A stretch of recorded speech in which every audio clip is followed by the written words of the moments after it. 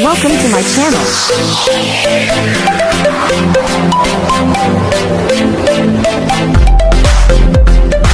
Hello everyone! Welcome back again to my channel. Wow!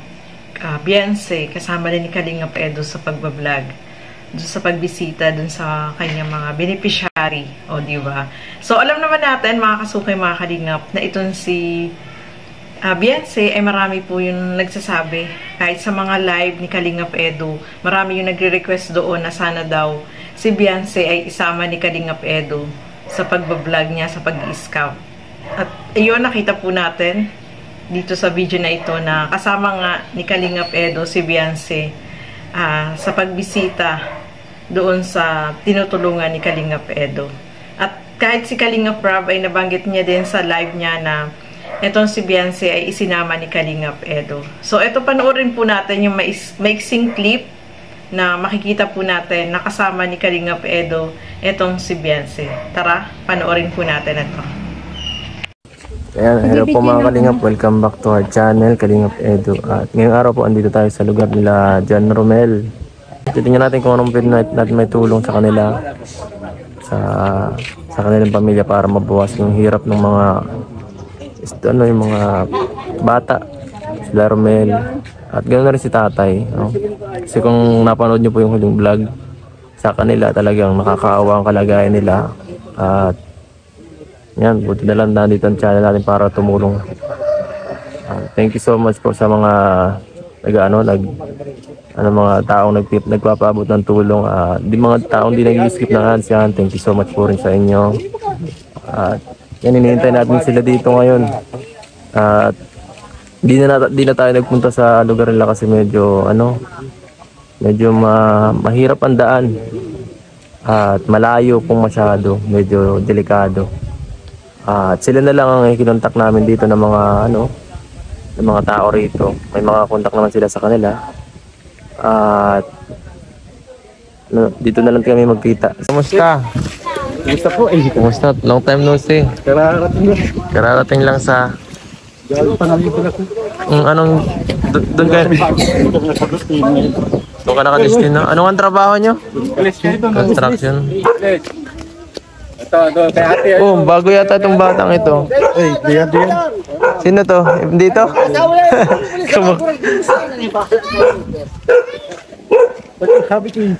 Mga kasukay, mga Kalingap, nakita niyo po si Beyonce, no? Kasama siya ni Kalingap Edo. Pinadaanan lang ng camera ni Kalingap Edo para makita natin na talagang isinama niya sa pagbablog itong si Beyonce, o diba? Wow, marami yung natuwa kasi syempre kapag magkasama sila, magiging close sila, no? Makikilala nila yung isa't isa. Yun ang maganda doon, mga kasukay, mga Kalingap. Kasi kapag magkikita lang sila yung sa vlog lang, mas maganda talaga yung nagkakasama para mas nakikilala nila yung isa't isa. Yun ang maganda doon, mga kasukay, no?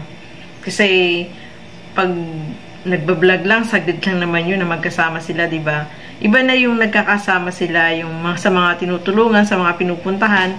Nabanggit nga dati ni Kalingap Edo, nung sa vlog, nung nakaraan, na si Kalingap Edo ay mahilig talaga siya sa mga bata.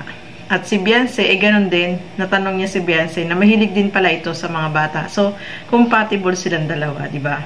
At sa pagtulong naman is, alam niyo naman na matulong niyo itong si Kalingap Edo, no? Talagang tumutulong po siya. At si Beyonce, sabi niya, natanong niya din po yan ni Kalingap Edo na ang sabi doon ni Beyonce is tumutulong din siya doon sa mga karapat-dapat din na tulungan. So, wow, bagay talaga silang dalawa, no? Nakakatuwa naman po, no? Compatible silang dalawa. At yung tandem nila is magandang magkasama. So, yan mga kasukay, mga Kalingap, no?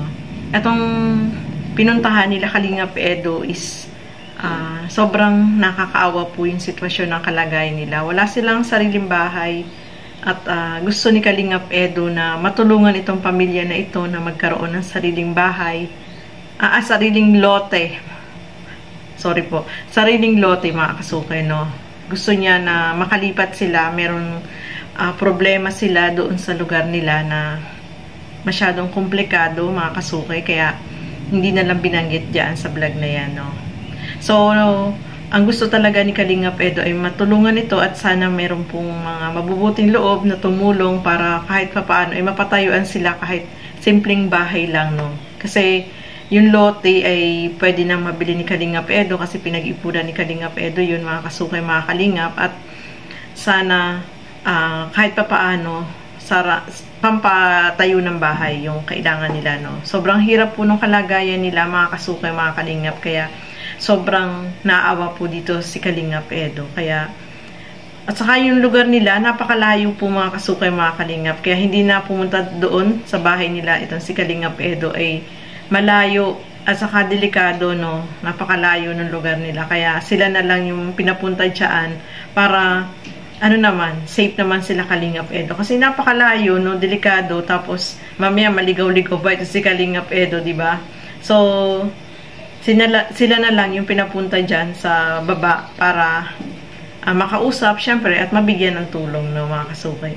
Yun ang maganda dyan kay Kalingap Edo, no. Yung mga beneficiary niya talaga ay binabalikan niya at binibigyan ng tulong, mga kasukay, mga kalingap. So, ayan. Maraming salamat po sa inyong panonood at lagi po natin suportahan Bal Santos Matubang, Kalingap Rob at Edna Vlogs. At yung aking YouTube channel, Gandang Emmy. At syempre, supportahan po natin si Kalingap Edo, no? Napakasipag po niyan. Talagang tuloy-tuloy sa pagtulong. Supportahan po natin yung mga hindi pa po nakapag-subscribe sa kanya.